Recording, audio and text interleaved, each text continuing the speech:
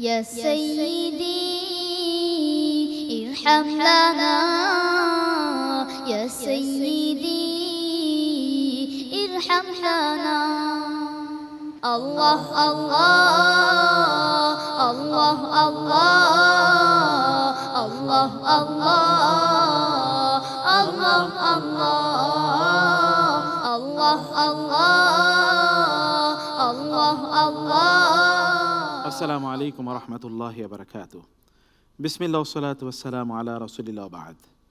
মাহে রমাদানের 11তম দিবস, কোরআনুল কারীমের এই অসাধারণ আয়োজনে আমরা গত 10টি দিন অতিক্রম করে আজকে 11তম দিনে পদার্পণ করেছি।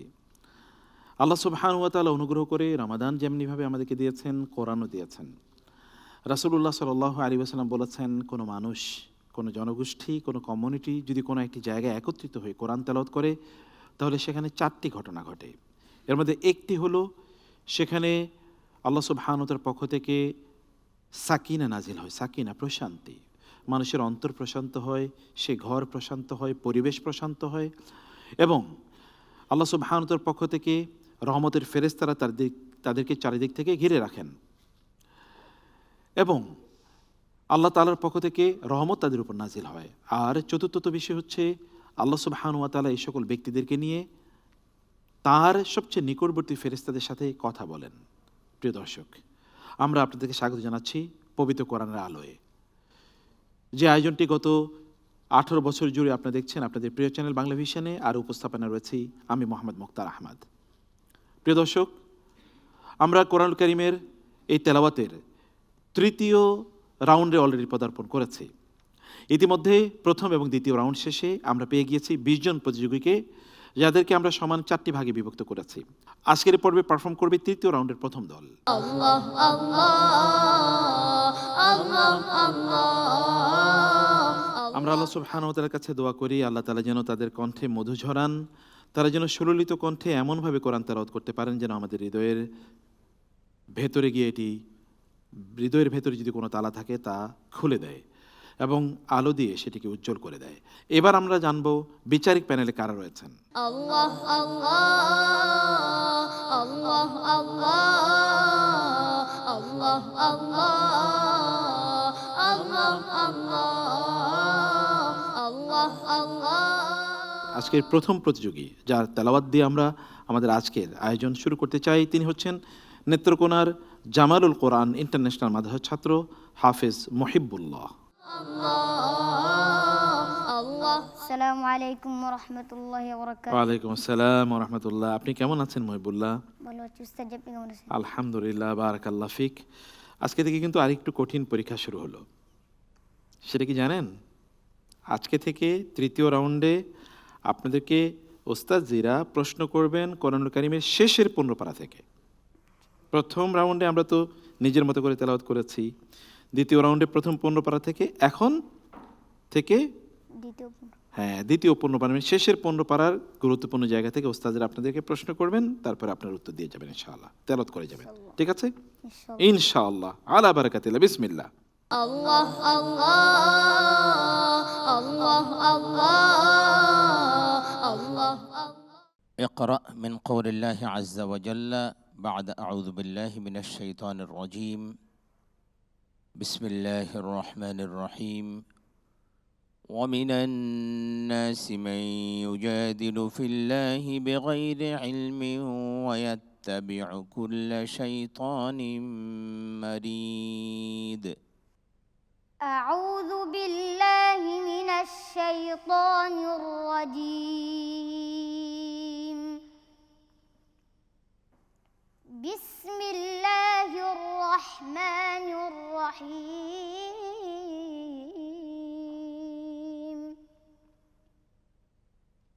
ومن الناس من يجادل في الله بغير علم ويتبع كل شيطان مريد. كتب عليه أنه من تولاه فأنه يضله ويهديه إلى عذاب السعير.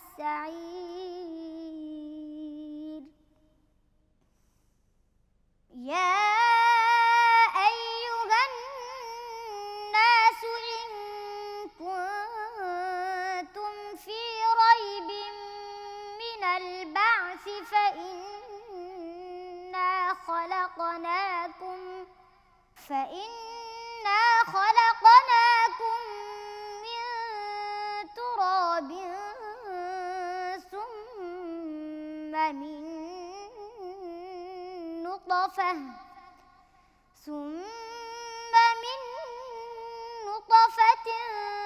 ثم من علقة ثم من مضغة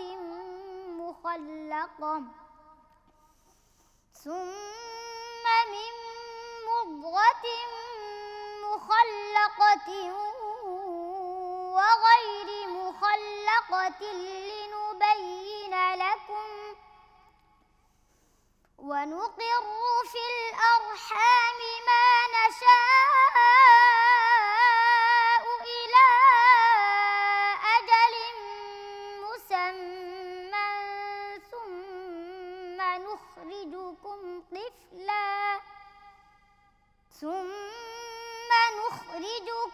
طفلا ثم لتبلغوا أشدكم ومنكم من يتوفى من قبل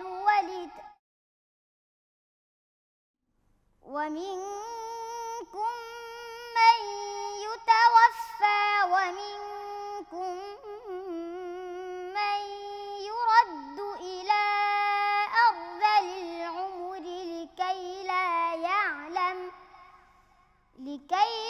يعلم من بعد علم شيئا وترى الأرض هامدة فإذا أنزلنا عليها الماء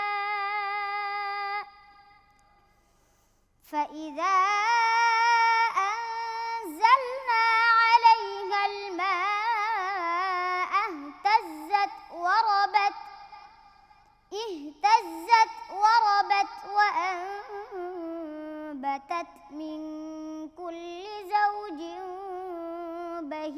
بهيج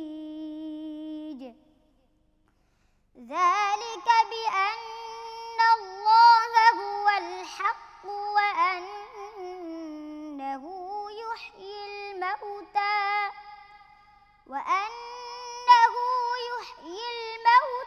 وأنه على كل شيء قدير وأن الساعة آتية لا ريب فيها وأن الله يبعث من في القبور ومن الناس من يجادل في الله بغير علم ولا هدى ولا كتاب منير. حسبك. صدق الله العظيم. الله الله মহিবুল্লাহ, আপনি জানেন তারপরে আল্লাহ কি বলেছেন? ثاني عطفه ليضل عن سبيل الله له في الدنيا خزي। তারপর কি? له في الدنيا خزي ونذيقه يوم القيامة عذاب الحريق। জানেন এখানে কি বলা আছে?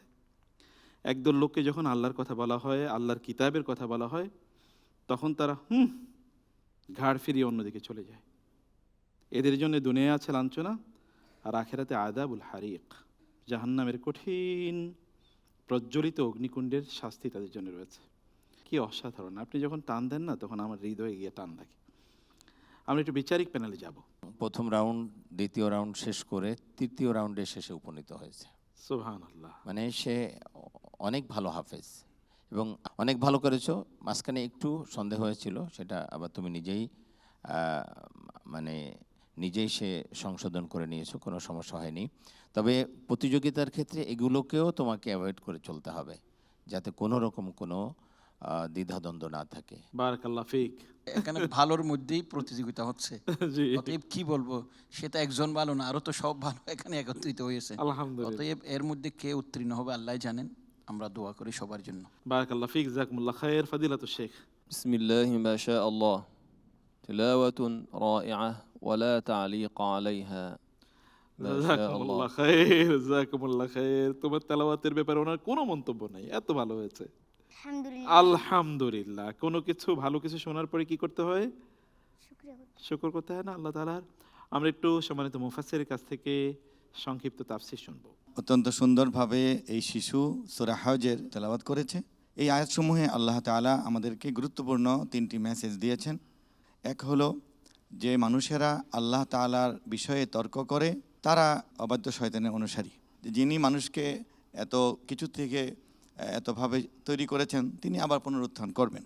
কিয়ামত অবশ্যম্ভাবী হবেই, এটির জ্ঞান একমাত্র আল্লাহর আছে। তিনি সকল মানুষকে কবর থেকে তুলে আনবেন বিচারের মুখোমুখি করার জন্যে। অনেক ধন্যবাদ ভাইয়া। তোমাকে রেখে একটু দর্শকদের উদ্দেশ্যে একটি কথা বলতে চাই। প্রিয় দর্শক, আমাদের এই ছোট হাফেজ তিনি কি অসাধারণভাবে কোরআন তেলাওয়াত করে গেলেন। কোরআন উপস্থাপনা, মাদ, মাখারিজ, সিফাত এবং তাজভিদ, আবার কণ্ঠ যেন খুবই আকর্ষণীয় হয়, সব কিছু। একজন শিশু যখন কোরআনকে এভাবে নিজের মধ্যে ধারণ করেন এবং নিজকে এভাবে কন্ট্রোল করে উপস্থাপন করতে পারেন, তখন তার সেলফ কন্ট্রোল, মাইন্ড কন্ট্রোল, আত্মকন্ট্রোলটা তার মধ্যে তৈরি হয়। কোরআন মূলত এরকম একটা শক্তিমত্তা ব্যক্তিকে প্রদান করে। আমরা যদি আমাদের নিজেকে কন্ট্রোল করতে চাই, আমরা যদি আমাদের রাগ কন্ট্রোল করতে চাই, আমাদের অপ্রয়োজনীয় আবেগ কন্ট্রোল করতে চাই, জিহ্বাকে কন্ট্রোল করতে চাই, চক্ষুকে কন্ট্রোল করতে চাই, মন অন্যদিকে ঘুরে যাক, এগুলো থেকে কন্ট্রোল করতে চাই, তাহলে will have to come to the Quran. The Quran is the guideline. Quran can guide us to the right path. আমরা আপনাদেরকে বলবো যে রমাদানের এই ক্ষণে চোখ বন্ধ করে সিদ্ধান্ত নিন যে I will come to the Quran, আমি কোরআনের কাছে আসবো, এর মাধ্যমে আমার কন্ট্রোলিং পাওয়ার আমি বাড়াবো ইনশাআল্লাহ। আল্লাহ তাআলা তৌফিক দান করুন। তোমার জন্য অনেক মোবারকবাদ। আসসালামু আলাইকুম ওয়া রাহমাতুল্লাহি ওয়া বারাকাতুহু। প্রিয় দর্শক, এবার আপনাদের সামনে প্রেজেন্ট করছি সিলেটের জামিয়া ইসলামিয়া ফরিদাবাদ এর ছাত্র হাফেজ আদনান হোসাইন মাহিদ। আসসালামু আলাইকুম ওয়া রাহমাতুল্লাহি ওয়া বারাকাতুহু। ওয়ালাইকুম আসসালাম ওয়া রাহমাতুল্লাহি ওয়া বারাকাতুহু। কি তা অবস্থা তোমার? আলহামদুলিল্লাহ ভালো আছি উস্তাদ জি, আপনি কেমন আছেন? আলহামদুলিল্লাহ। তুমি ভালো আছো নি? জি ভালো। হ্যাঁ, মাশাআল্লাহ। সিলেটি বাদ পারোনি তুমি? হ্যাঁ, জি পারি। মাশাআল্লাহ। ঠিক আছে, তুমি তো জানো আজকে কোন জায়গা থেকে পড়তে হবে, কিভাবে পড়তে হবে, তাই না? জি। ঠিক আছে ইনশাআল্লাহ। বারাকাল্লাহ ফিক। আল্লাহ আল্লাহ আল্লাহ আল্লাহ আল্লাহ আল্লাহ। اقرأ من قول الله تعالى بعد أعوذ بالله من الشيطان الرجيم بسم الله الرحمن الرحيم من كان يريد العزة فلله العزة جميعا أعوذ بالله من الشيطان الرجيم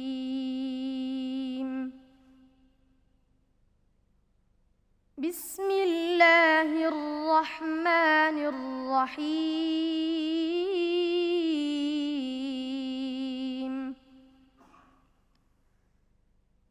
من كان يريد العزة فلله العزة جميعا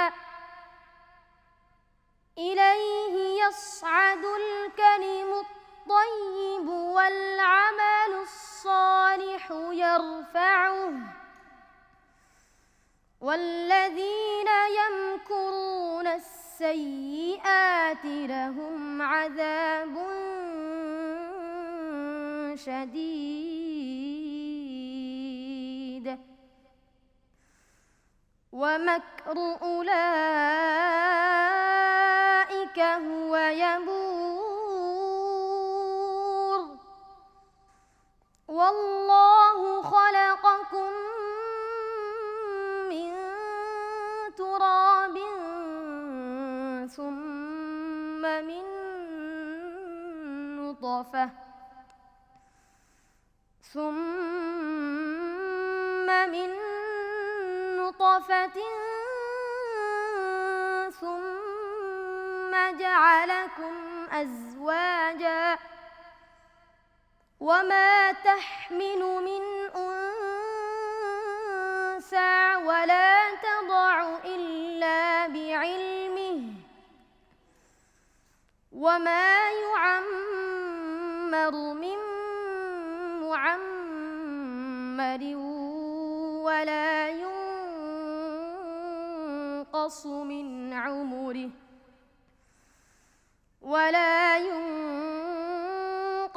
من عمره إلا في كتاب إن ذلك على الله يسير وما يستوي البحران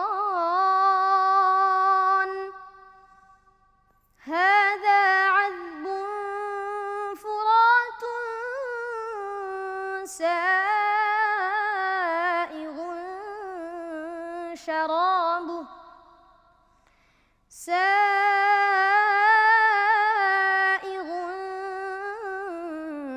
شرابه وهذا ملح أجاج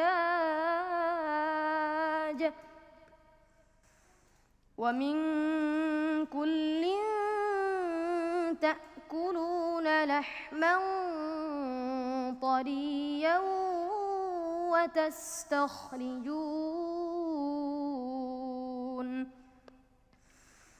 وتستخرجون حلية تلبسونها وترى الفلك فيه مواخر لتبتغوا من فضله ولعلكم تشكرون يولج الليل في النهار ويولج النهار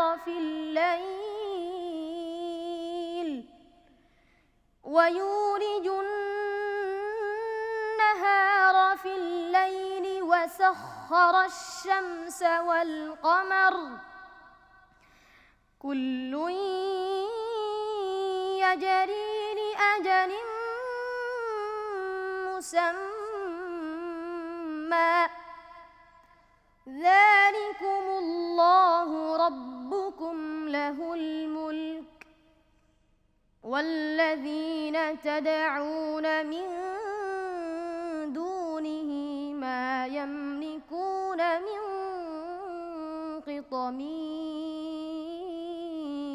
قطمير إن تدعوهم لا يسمعوا دعاءكم ولو سمعوا ما استجابوا لكم ويوم القيامة يكفرون بشرككم ولا ينبئك مثل خبير حسبك صدق الله مولانا العظيم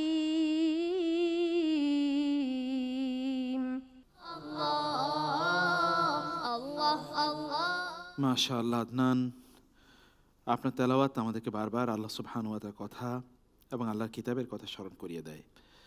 সে ব্যক্তি উত্তম যাকে দেখলে আল্লাহর কথা স্মরণ পড়ে, যার কথা শুনলে জ্ঞান বাড়ে এবং যার সাথে চললে দিনদারি বাড়ে, আখিরাতের কথা মনে পড়ে। আপনারা অবশ্যই সমাজের শ্রেষ্ঠ জেনারেশন। আমরা একটু আপনার তেলাওয়াত সম্পর্কে আমাদের সম্মানিত বিচারক মণ্ডলীর মন্তব্য শুনব। শুরু থেকে শেষ পর্যন্ত পড়ার মান একই রকম ছিল এবং তাজবিদ অন্যান্য সব কিছুও ভালো ছিল। ইকফা গুন্নাগুলো একটু পরিমাণে বেশি হয়েছে, যেটা আর একটু কমিয়ে বললে ভালো হতো। আল্লাহুম্মা আমিন। বারাকাল্লাহ ফিক। নাতি ইলাইক ফাদিলাতুশ শেখ।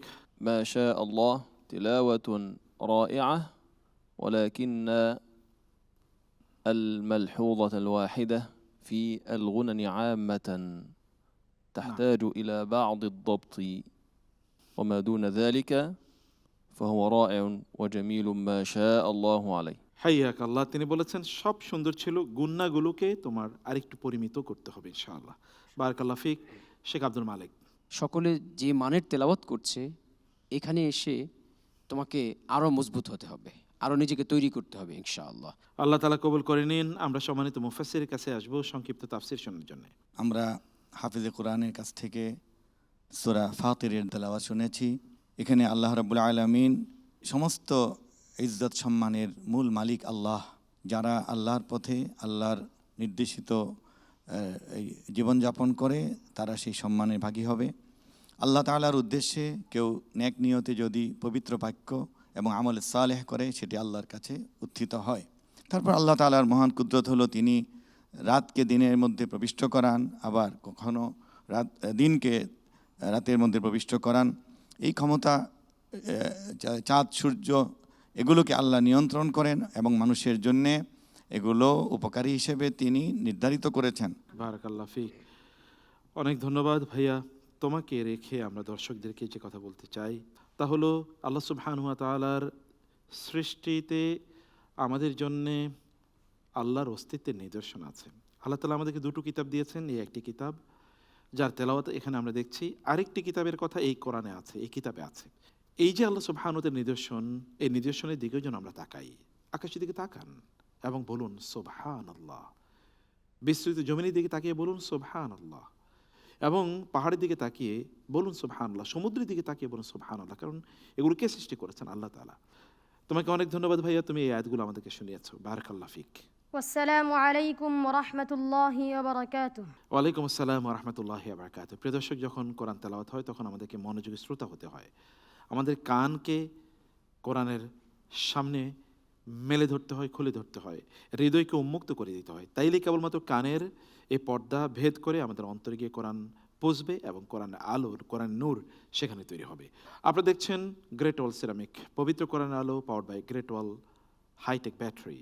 আর প্রিয় দর্শক, এই প্রতিযোগিতার বিশেষ সহযোগী স্পন্সর হিসেবে রয়েছে মন্ট্রিমস লিমিটেড।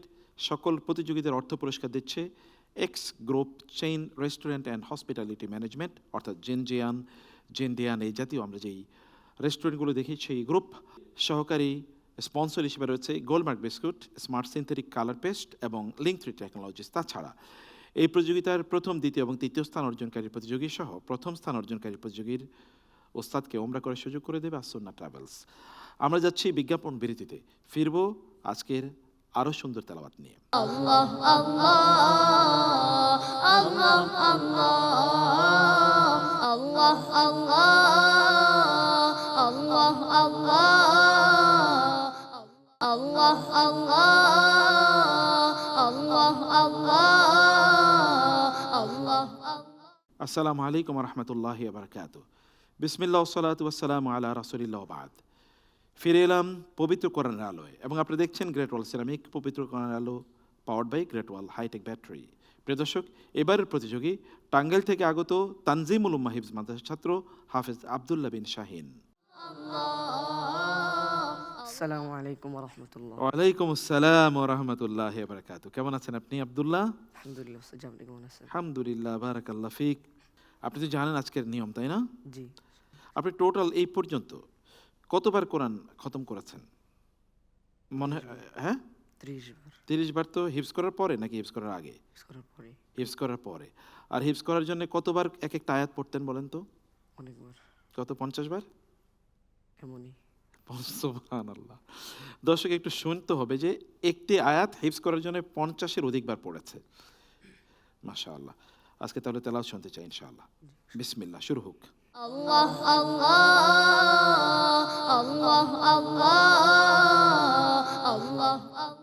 أسمعنا من قول الله عز وجل أعوذ بالله من الشيطان الرجيم قل إني أخاف إن عصيت ربي عذاب يوم عظيم.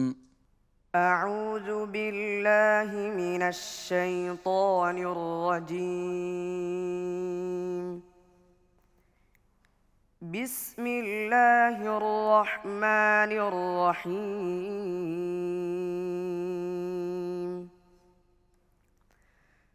قل إني أخاف إن عصيت ربي عذاب يوم عظيم قل الله أعبد مخلصا له ديني فاعبدوا ما شئتم من دونه قل إن الخاسرين الذين خسروا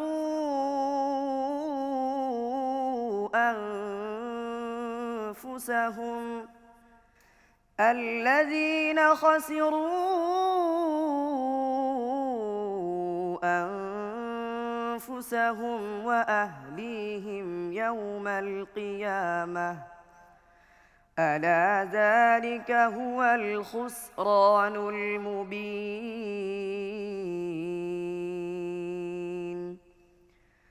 لهم من فوقهم ظلل من النار ومن تحتهم ظلل ذلك يخوف الله به عباده يا عباد فاتقون والذين اجتنبوا الطاغوت أن يعبدوها وأنابوا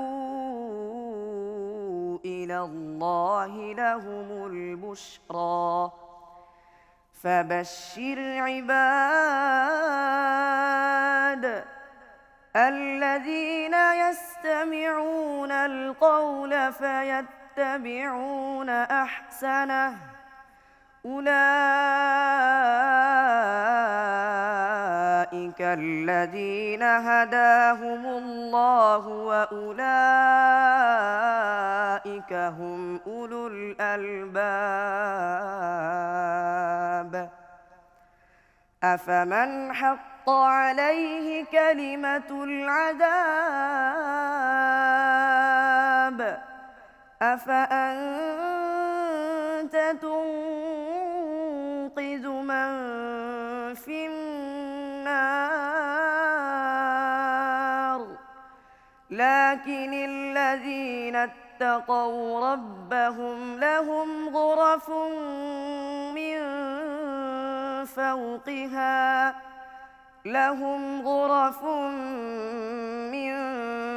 فوقها غرف مبنية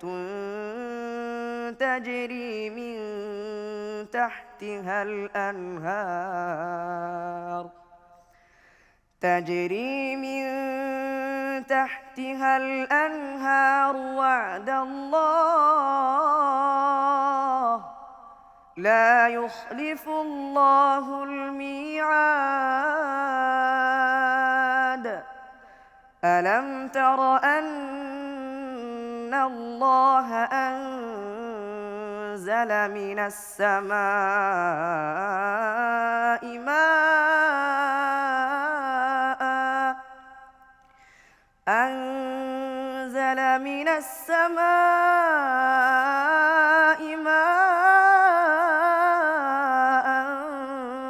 فسلكه ينابيع في الأرض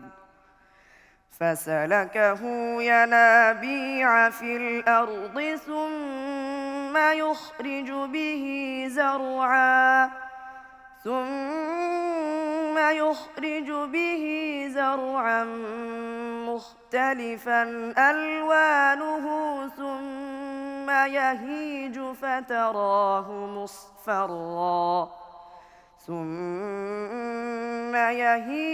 فتراه مصفرا ثم يجعله حطاما إن في ذلك لذكرى لأولي الألباب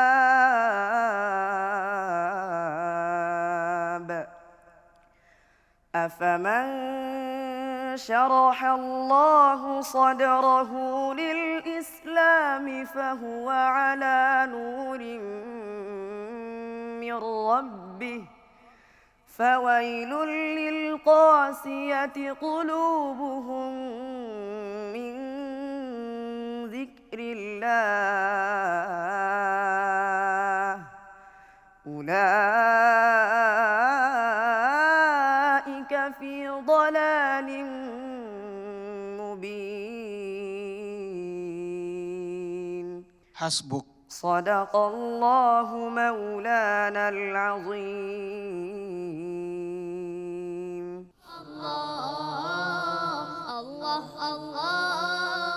মাশাআল্লাহ আব্দুল্লাহ, আপনার তেলাওয়াত রমাদানের এই বিশেষ মুহূর্তে আমাদের অন্তরে কোরআনের প্রতি ভালোবাসা তৈরি করে দিয়েছে।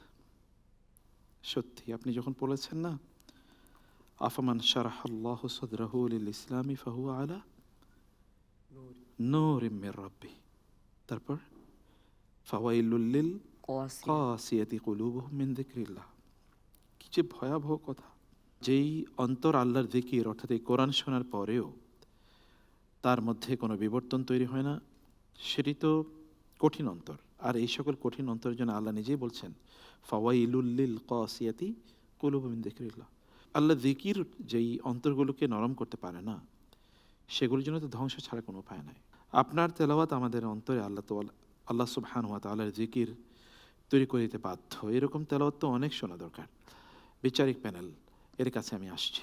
তেলাওয়া খুব মাধুর্যপূর্ণ ছিল, সাথে তার তেলাওয়াত যখন করতেছে আমার মনে পড়েছে সে যেন কোনো একজন বিপদগামী ব্যক্তিকে মাথার মধ্যে হাত বুলিয়ে সঠিক পথের দিশা দিচ্ছে, সে এরকম একটা সুরে সে তেলাওয়াত করেছে। মাঝখানে তার সুরের একটু বেঘাত ঘটেছে, আর এবতাদা ওয়াকফ এবতাদার মধ্যে একটু ত্রুটি হয়েছে, যেমন তাজরি মিন তাহাতিহাল আনহার ওয়াদাল্লাহ, এই থেমেই লা ইউখলিফুল্লাহুল মিয়াদ, অথচ আপনি জানেন ওয়াদাল্লাহি লা ইউখলিফুল্লাহুল মিয়াদ। তো এরকম হয়তো এটা অর্থ না জানার কারণে হয়েছে। ওভারঅল খুব এক্সিলেন্ট।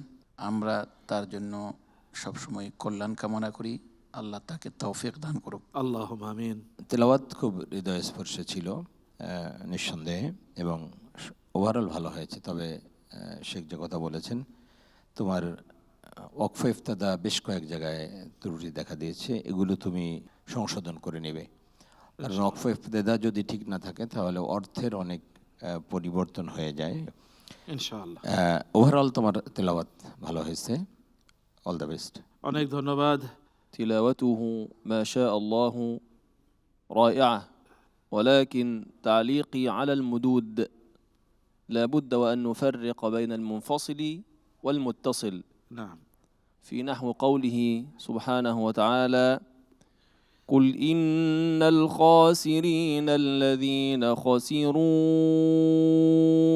أنفسهم، فالمد هنا زاد عن حده بعض الشيء وما دون ذلك فهو رائع ما شاء الله. বারাকাল্লাহ ফিক। ভাইয়া তিনি বলেছেন তোমার তেলাওয়াত অসাধারণ, প্রচণ্ড ভালো হয়েছে, কিন্তু যেখানে ম্যাদগুলো বিশেষ করে মধ্যে মুত্তাসিল মধ্যে মুনফাসিল, এগুলোতে ম্যাদগুলোর কিছু মূলনীতি আছে, কতটুকু হারাকা পর্যন্ত বা কয় আলিফ পর্যন্ত টানা যায়।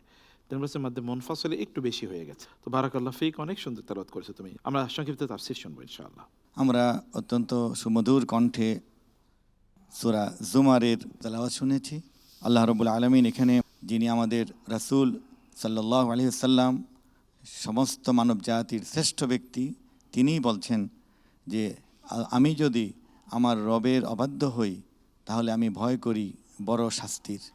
এখানে আমাদের শিক্ষণীয় আছে, যদি তোমরা অবাধ্য হয়ে আল্লাহ ছাড়া অন্য কারো ইবাদত করো তাহলে তোমাদের ক্ষতির কোনো সীমা নেই। তারপর বলা হয়েছে আপনি সেই সমস্ত বান্দাদেরকে জান্নাতে নাজাতে সুসংবাদ দিন যারা দ্বীনের কথা শুনে এবং তার উপর আমল করে, অনুসরণ করে। বারাকাল্লাহ ফিক। তোমাকে সামনে রেখে দর্শকদেরকে যেই কথাটি বলতে চাই, প্রিয় দর্শক, কোরআন তো আলো। আমাদের ঘরে ইলেকট্রিসিটির, বিদ্যুতের যে আলো, এই আলো কিন্তু আমাদেরকে সত্যি করতে আলো দিতে পারে না।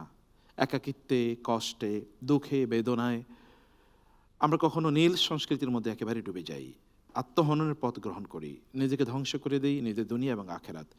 পারিবারিক শান্তি কোনো কিছুই থাকে না। এটার একটি মাত্র কারণ, সেখানে কোরআনের আলোর অভাব আছে। চলুন না আমরা আমাদের ঘরগুলোকে কোরআনের আলোয় আলোকিত করি, এবং এই কারণে প্রতিদিন সকাল এবং সন্ধ্যায় আল্লাহ সুবহানাহু ওয়া তাআলা জিকির করা, ঘুমের আগে কমপক্ষে কিছু সময় কোরআন তেলাওয়াত শোনা, এবং ডিভাইসগুলোকে হারাম এলিমেন্ট থেকে মুক্ত রাখা যদি আমরা করতে পারি, তাইলেই কেবলমাত্র আমাদের শান্তি এবং প্রশান্তি দিয়ে আমাদের ঘরগুলো পূর্ণ হয়ে যাবে। তোমার জন্য অনেক অনেক মোবারকবাদ ভাইয়া। আসসালামু আলাইকুম ওয়া রাহমাতুল্লাহি ওয়া বারাকাতুহু। ওয়ালাইকুম আসসালাম ওয়া রাহমাতুল্লাহি ওয়া বারাকাতুহু। দর্শক, এবার ডেকে নিচ্ছি ঝালকাঠির নেসরাবাদ আজিজিয়া মাদ্রাসার ছাত্র হাফেজ খলিলুর রহমানকে।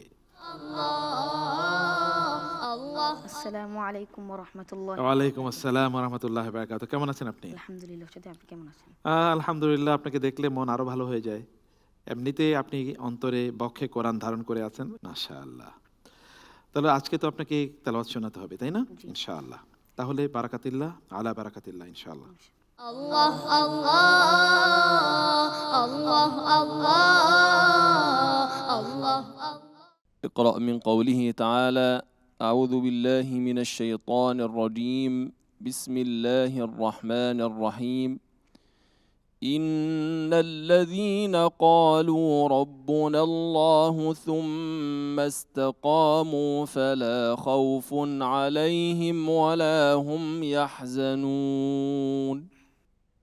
أعوذ بالله من الشيطان الرجيم. بسم الله الرحمن الرحيم. إن الذين قالوا ربنا الله ثم استقاموا فلا خوف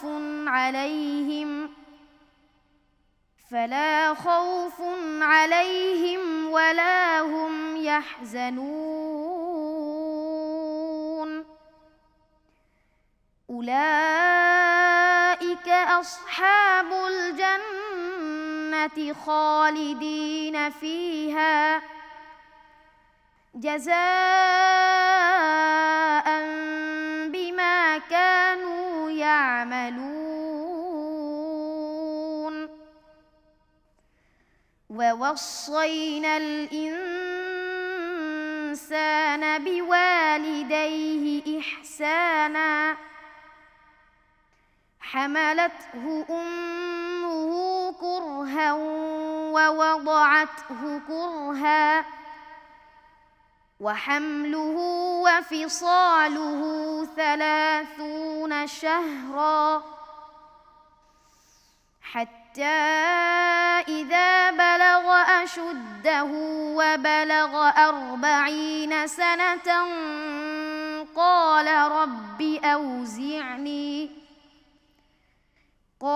رب أوزعني أن أشكر نعمتك التي أنعمت علي وعلى والدي وأن أعمل صالحا ترضاه وأصلح لي في ذريتي إني تبت إليك وإني من المسلمين.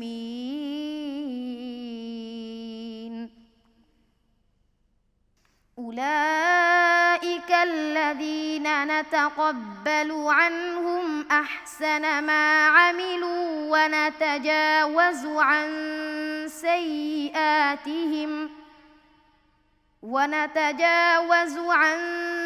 سيئاتهم في أصحاب الجنة وعد الصدق الذي كانوا يوعدون.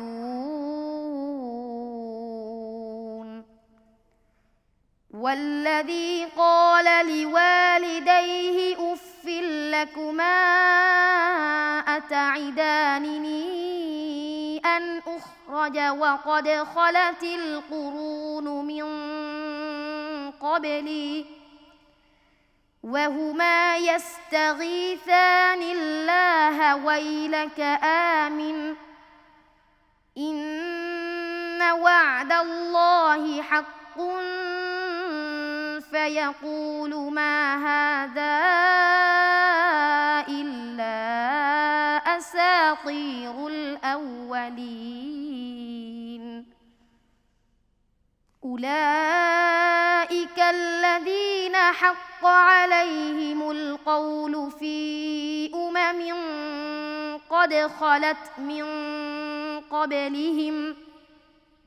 قد خلت من قبلهم من الجن والإنس إنهم كانوا خاسرين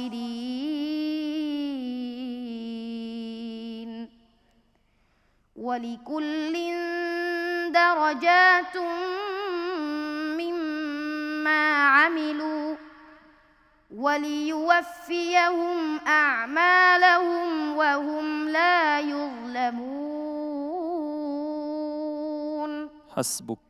صدق الله مولانا العظيم. الله الله الله আল্লাহ আকবার। আপনার নামের সাথে আপনার তেলাওয়াতের সার্থকতা আছে। খলিলুর রহমান। রাসূলুল্লাহ সাল্লাল্লাহু আলাইহি ওয়াসাল্লাম যে বলেছেন, আল্লাহুম্মা জাআলিল কোরআন রাবিআ কলবি, হে আল্লাহ তুমি কোরআনকে আমার অন্তরের বসন্ত বানিয়ে দাও। ঠিক তেমনিভাবে আপনার তেলাওয়াত আমাদের অন্তরে ঈমানের গাছ তৈরি করে, ঈমানকে সজীব করে। সত্যি আমি মুগ্ধ হয়েছি। আমরা একটু বিচারকদের কাছে যাব তেলাওয়াতের মূল্যায়ন শোনার জন্য। ফাদিলাতুশ শাইখ। بسم الله ما شاء الله، تلاوة جميلة رائعة، ولكن تعليقي على الوقف والابتداء في نحو قوله تعالى أولئك أصحاب الجنة خالدين فيها جزاء بما كانوا يعملون. فالآية كلها متصلة ببعضها، ولكن هو وقف عند خالدين فيها وابتدأ جزاء بما كانوا يعملون، وما دون ذلك فهو رائع وجميل ما شاء الله عليه. আলহামদুলিল্লাহ ভাইয়া, তিনি বলেছেন সব কিছু পারফেক্ট, মাশাআল্লাহ। ওয়াকফ এবং ইবতিদা তুমি যে মুসহাফ দেখে পড়েছো তা ঠিক আছে, কিন্তু আমরা যে মুসহাফের কথা বলেছি যেখানে ওয়াকফ এবং ইবতিদার বিষয়গুলো আরও পারফেক্টলি দেয়া, অর্থ আরও সুন্দর হয়, কারণ বাক্যের একটা গতি আছে, একটা ধরন আছে, একটা স্টাইল আছে, শুরু আছে এবং শেষ আছে। সেটি তুমি যদি দেখে পড়ে তাহলে অনেক ভালো হবে। আরব দেশের মুসহাফ আছে না তোমার কাছে? ইনশাআল্লাহ ওটি দেখে দেখে প্র্যাকটিস করতে হবে। আমরা একটু আসছি মোহতারাম আপনার মন্তব্য শোনার জন্য। খলিলের শুরুটা খুব বেশি ভালো ছিল, এই জন্য যে প্রশ্ন করেছেন যে সুরে যে মাকামে, সে তার সিমিলার একটি মাকাম ধরেছে। মানে উনি পড়েছেন সবা, সোয়ালকারী পড়েছেন সবা মাকামে, আর উত্তরকারী পড়েছেন হিজাজ মাকামে। সবা আর হিজাজ হচ্ছে লাইক চাচাতো ভাই, আচ্ছা, একই রক্তের দুইজন মানুষ আলাদা, আচ্ছা, তো দুইটাই একই মাটির, একই জায়গার, একই বর্ণের, একই গোত্রের, একই মানুষের সুর। এই বিষয়টা খুব বেশি ভালো লেগেছে। ওভারঅল ভালো পড়েছে, মাশাআল্লাহ। ইনশাআল্লাহ, জাযাকুমুল্লাহ খায়ের। আমরা যারা শুনছি তার তেলাওয়াত এবং দেখছি, আমরা সকলে আমাদের জীবনকে এরকমভাবে সুন্নাহ দ্বারা, আল্লাহর হুকুম আহকাম দ্বারা সাজানোর চেষ্টা করি, আমাদের সন্তানদেরকেও এইভাবে গড়ে তোলার চেষ্টা করি। বারাকাল্লাহ ফিক। আমরা একটা সংক্ষিপ্ত তাফসীর শুনবো। আল্লাহ তাআলার মেহেরবানিতে আমরা অনেক সুন্দর তেলাওয়াত শুনেছি হাফেজ খলিলুর রহমানের কাছ থেকে। সে সূরা আহকাফের তেলাওয়াত করেছে। এখানে আল্লাহ তাআলা মোমেনদের পরিচয় দিয়েছেন যে যারা বলে আল্লাহই আমাদের রব, পালনকর্তা, এবং এর উপর অবিচল থাকে, তাদের কোনো ভয় নেই, দুশ্চিন্তা নেই। আল্লাহ তাআলা তাদের ঠিকানা দিয়েছেন জান্নাত, সেখানে তারা চিরকাল থাকবে। সকলেই যেন এটি স্মরণ করে পিতামাতার প্রতি সদাচরণ করে, বিশেষ করে মায়ের প্রতি, কারণ মা অনেক দিক থেকেই পিতার চেয়ে তুলনামূলক অসহায়। প্রত্যেকের আমলের দ্বারা পরকাল নির্ধারিত হবে, কেউ যেন এটি ভুলে না যায়। জাযাকুমুল্লাহ খায়ের। আমরা তোমাকে সামনে রেখে পিতামাতা থেকে বলতে চাই, আপনারা কি আবু বকর রাদিয়াল্লাহু তাআলার মতো হতে চান নাকি অন্য কারো মতো? যদি আবু বকরের মতো হতে চান তাহলে আপনাদের সন্তানদের জন্য আল্লাহর কাছে দোয়া করতে হবে। তোমার জন্য অনেক অনেক দোয়া ভাইয়া। والسلام عليكم ورحمة الله وبركاته ওয়ালাইকুম আসসালাম রহমতুল্লাহ বারকাত। প্রিয় দর্শক, আজকের পর্বে নির্ধারিত 4 জন প্রতিযোগীর তেলাওয়াত শুনলাম, আরও একজন বাকি রইল। স্মরণ করছি এবং আপনাদেরকে দোয়া করার জন্য বলছি, যারা আমাদেরকে টাইটেল স্পন্সর করেছে গ্রেট ওয়াল সিরামিক এবং পাওয়ার বার স্পন্সর করেছে গ্রেট ওয়াল হাইটেক ব্যাটারি, বিশেষ সহযোগী স্পন্সর হিসেবে রয়েছে মন্ট্রিমস লিমিটেড, আর সকল প্রতিযোগীদের সকল অর্থ পুরস্কার দিচ্ছে x group chain restaurant and hospitality management, অর্থাৎ জিন্দিয়ান এই চেইন রেস্টুরেন্টগুলোর পক্ষ থেকে এদের জন্য পুরস্কার আছে। আর সহকারী স্পন্সর হিসেবে রয়েছে Goldmark biscuit, smart synthetic colour paste, link three technologies এবং প্রথম, দ্বিতীয় এবং তৃতীয় স্থান অর্জনকারী প্রতিযোগী সহ প্রথম স্থান অর্জনকারী প্রতিযোগীর ওস্তাদকে ওমরা করার সুযোগ করে দেবে আসুন্নাহ ট্রাভেলস। আমরা যাচ্ছি বিরতিতে, ফিরবো সর্বশেষ প্রতিযোগীর তেলাওয়াত নিয়ে এবং শুনবো ফলাফল। থাকুন আমাদের সাথেই। আল্লাহ আল্লাহ আল্লাহ আল্লাহ আল্লাহ আল্লাহ আল্লাহ আল্লাহ আল্লাহ আল্লাহ আল্লাহ আল্লাহ। আসসালামু আলাইকুম রহমতুল্লাহ বারকাত। ফিরে এলাম বিরতির পর এবং আপনারা দেখছেন গ্রেট ওয়াল সিরামিক পবিত্র কোরআনের আলো, powered by Great Wall hi tech battery.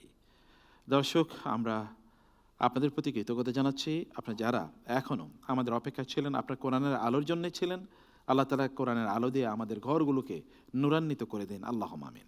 আজকের সর্বশেষ প্রতিযোগী তিনি হচ্ছেন নারায়ণগঞ্জের দারুত তাহফিজ ইন্টারন্যাশনাল মাদ্রাসার ছাত্র হাফেজ হাসান মাহমুদ।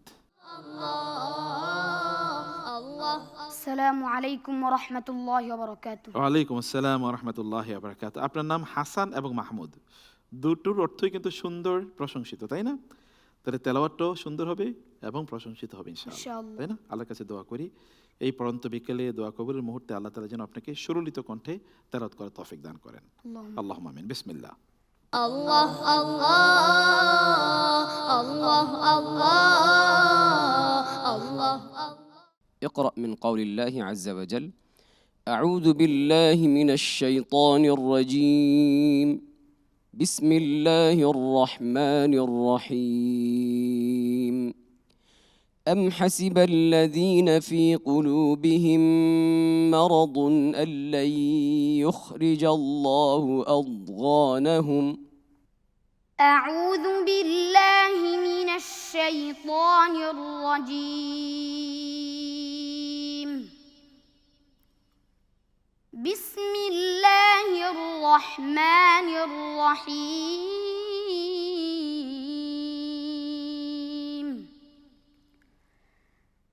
أم حسب الذين في قلوبهم مرض أن لن يخرج الله أضغانهم ولو نشاء لأريناكهم فلعرفتهم بسيماهم ولتعرفنهم في لحن القول والله يعلم أعمالكم ولنبلونكم حتى نعلم المجاهدين منكم والصابرين ونبلو أخباركم إن الذين كفروا وصدوا عن سبيل الله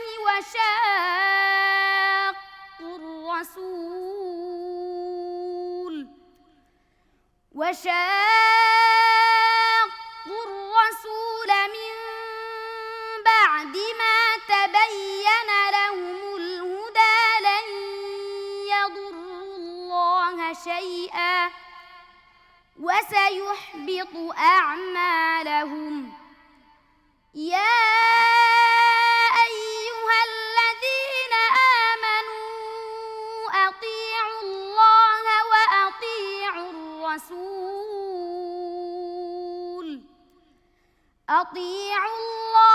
وأطيعوا الرسول ولا تبطلوا أعمالكم إن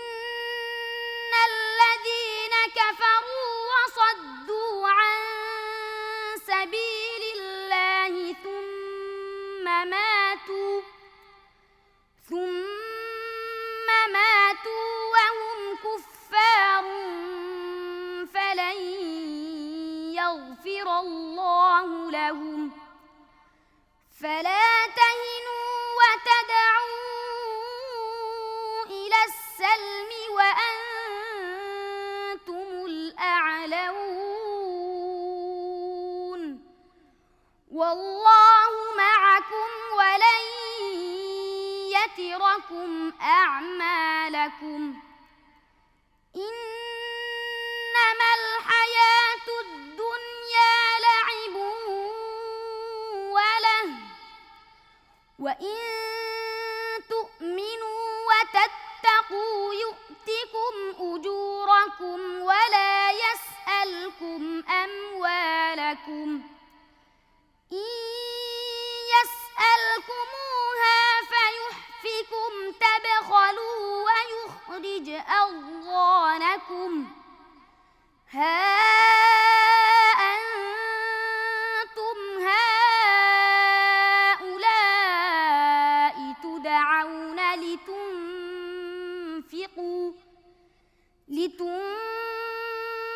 لتنفقوا في سبيل الله فمنكم من يبخل ومن يبخل فإنما يبخل عن نفسه والله الغني وأنتم الفقراء وإن تتولوا يستبدل قوما غيركم ثم لا يكونوا أمثالكم حسبك. صدق الله مولانا العظيم الله মাশাআল্লাহ, বিস্ময়কর। কোরআন তেলাওয়াত শুনলে যে মানুষের ভেতরের ভুলগুলো তার কাছে স্পষ্ট হয়ে ওঠে, আপনার তেলাওয়াত তার একটা প্রকৃষ্ট উদাহরণ হিসেবে দেখা দিল আমার কাছে ব্যক্তিগতভাবে। আমি একটু বিচারিক প্যানেলে যাব মন্তব্য শোনার জন্য, মূল্যায়ন শোনার জন্য। তেলাওয়াত খুব সুন্দর ছিল, তবে তুমি যাকে অনুকরণ করে পড়ো, শেখ সিদ্দিক আল মিনশাভি রহমাহুল্লাহ, তো ওনার তেলাওয়াত তুমি আরও ভালো করে শোনা উচিত। কারণ তোমার অনেকগুলো তালাফুজের মধ্যে আমি দেখেছি ওনার যে তালাফুজের সৌন্দর্যগুলো আমরা দেখতে পাই সেটা তোমার মধ্যে পাওয়া যাচ্ছিল না। হ্যাঁ, তোমার ওয়াকফুল ইবতেদা, এখানে প্রায় 5টা জায়গায় ওয়াকফুল ইবতেদাগুলো তোমার ভুল হয়েছে। মাশাআল্লাহ, ওভারঅল তেলাওয়াত খুব ভালো হয়েছে। আল্লাহুম্মা আমিন, বারাকাল্লাহ ফিক। ফযিলাতুল শেখ। تلاوة جميلة وليس هناك تعليق سوى ما أشار إليه فضيلة الشيخ عبد الملك ما شاء الله عليه। হাইয়াকুমুল্লাহ, তিনি বলেছেন কোনো মন্তব্য নাই। কারি আব্দুল মালিক শেখ যা বলেছেন তাই। আমরা একটু এই প্যানেলে আসছি। ভালো তেলাওয়াত করেছো। আমি বোধহয় তোমাকেই আগের পর্বে বলেছিলাম যে এত হাইলি স্কেল যদি দাও তাহলে তেলাওয়াতটা এত সুমধুর হবে না, আর একটু স্কেল যদি কম দাও তাহলে তেলাওয়াতটা শুনতে বেশি ভালো লাগবে। তোমার বয়স, তোমার গলা এবং তার সাথে মানানসই একটা স্কেল দিয়ে তোমাকে পড়তে হবে, তাহলে বেশি সুন্দর হবে। আমরা চাই তোমরা অনেক ভালো করো, এগিয়ে যাও, আল্লাহ কবুল করুন। অনেক অনেক ধন্যবাদ। আমরা একটু সংক্ষিপ্ত তাফসীর শুনবো। আল্লাহ তাআলার প্রশংসা যে আমরা অত্যন্ত সুন্দরভাবে সূরা মুহাম্মাদের শুনেছি। এখানে আল্লাহ রাব্বুল আলামিন কিছু জিহাদ সংক্রান্ত বিষয়ে নির্দেশনা দিয়েছেন। আর এই সূরাটি নাজিল হয়েছে ঐতিহাসিক হুদাইবিয়া এবং তাবুকের অভিযানের মধ্যবর্তী সময়ে। যারা কুফরি অবলম্বন করবে এবং আল্লাহর পথে বাধা হয়ে দাঁড়াবে, রাসূলুল্লাহ সাল্লাল্লাহু আলাইহি সাল্লামের বিরুদ্ধচারণ করবে, সব কিছু জানার পরেও তারা আল্লাহ তাআলার কোনো ক্ষতি করতে পারবে না। আল্লাহ অচিরেই তাদের সকল কর্মকে ব্যর্থ করে দিবেন। যারা কৃপণতা করবে, এই কৃপণতা তাদের ক্ষতির কারণ হবে, কারণ আল্লাহ গনি এবং তিনি বলেছেন যে তোমরা সবাই অভাবী। শেষে বলেছেন যদি তোমরা আল্লাহর বিধান এবং এই জিহাদের বিধান থেকে মুখ ফিরিয়ে নাও তাহলে আল্লাহ তোমাদের পরিবর্তে অন্য এক জাতির আনয়ন করবেন যারা তোমাদের মতো হবে না। অসাধারণ তেলাওয়াত ছিল ভাইয়া। তোমার তেলাওয়াত সহ আমাদের বাকি বন্ধু যে তেলাওয়াত ছিল তার ফলাফল আমরা জানবো। আমরা সম্মানিত বিচারক মণ্ডলীকে দেখছি তারা ফলাফল তৈরি করছেন। বিচারক মণ্ডলী ফলাফল তৈরি করতে করতে আমরা প্রতিযোগীদেরকে আরেকবার স্টেজে রেখে নিচ্ছি। আল্লাহ আল্লাহ আল্লাহ আল্লাহ। আলহামদুলিল্লাহ দর্শক, আমাদের কাছে ফলাফল চলে এসেছে। আর প্রতিযোগীগণ আপনারা দেখতেই পাচ্ছেন স্টেজে আছেন। ডান পাশে রয়েছে সর্বরানে হাসান মাহমুদ এবং তার পাশে রয়েছে খলিলুর রহমান। সর্ববামে রয়েছে মুহিবুল্লাহ, অতঃপর আদনান হোসাইন মাহিদ এবং রয়েছে আবদুল্লাহ বিন শাহিন। আজকের এই পর্ব থেকে একজন বিদায় নেবে। সিদ্ধান্ত খুবই কঠিন এবং এটি আমাদেরকে খুবই কষ্ট দেবে, কিন্তু আমি আপনাদেরকে একটি কথা বলতে চাই দর্শক, কে বাদ পড়েছে সেই দিকে তাকাবেন না, বরং আমাদের নিজেদের দিকে তাকানো দরকার যে এরা এত সুন্দর করে কোরআন তেলাওয়াত করতে পারে, আমরা করতে পারি কিনা। আজকে যিনি বাদ পড়েছেন তিনি, তার তেলাওয়াত আমি খুবই ভালোবাসি, তাকেও, কারণ কোরআনকে ভালোবাসি, কোরআনের তালি কারি, কোরআন হাফেজ এবং কোরআনের সাথে সংশ্লিষ্ট সব কিছুকে ভালোবাসি। ফরম্যাট অনুসারে একজন বাদ যাবে, একজন বিদায় নেবে, কিন্তু যিনি বিদায় নিচ্ছেন তার বুকে তো কোরআন আছে, তার মন খারাপ করার কোনো কারণ নাই।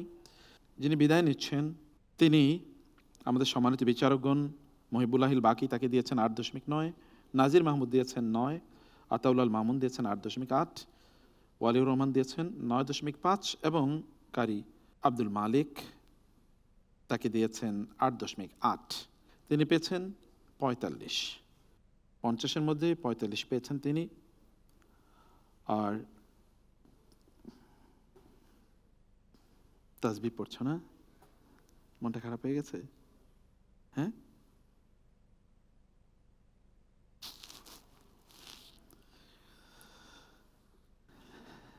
কি পড়ছো তুমি? দরুদ?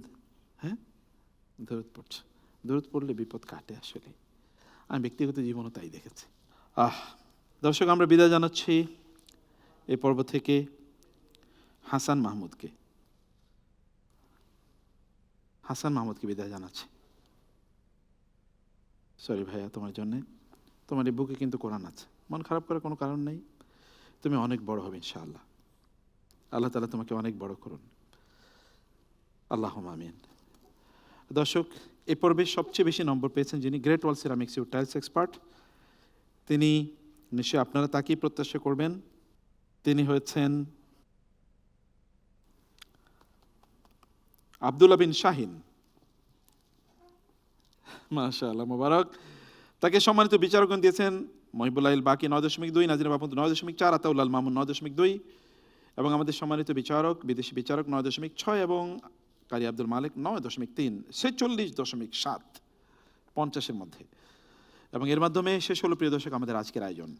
শেষ করছি, তার আগে আমরা আপনাকে বলতে চাই, রমাদানও শেষের দিকে, কোরআনও শেষের দিকে, কিন্তু আমাদের জীবন যেন আজকের এই পর্ব থেকে শুরু হয়।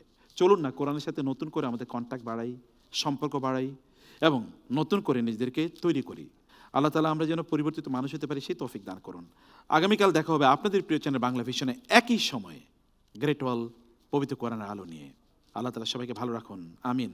ওয়াসসালামু আলাইকুম ওয়া রাহমাতুল্লাহি ওয়া বারাকাতুহু।